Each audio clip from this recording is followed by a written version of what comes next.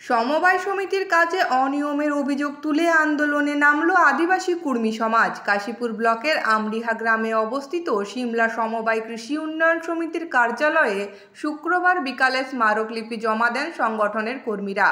উপস্থিত ছিলেন আদিবাসী কুর্মী সমাজের কাশীপুর ব্লকের সভাপতি কৃষ্ণপদ মাহাতো সহ সংগঠনের সদস্যরা।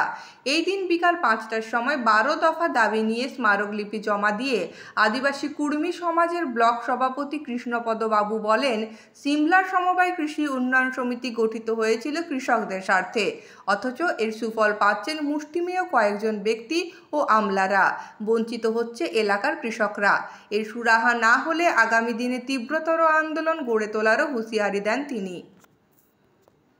আমাদের ডেপুটেশনটা মূলত ম্যানেজারের কাছেই দেওয়ার কথা, কারণ এই কোঅপারেটিভের যে সমস্ত সদস্য বা সদস্যা আছেন সবারই অভিযোগ কোঅপারেটিভ থেকে আমরা কোনো কিছুই সঠিক সময়ে পাই নাই, অথচ কোঅপারেটিভের উদ্দেশ্য কৃষকদের সার্বিক উন্নয়ন।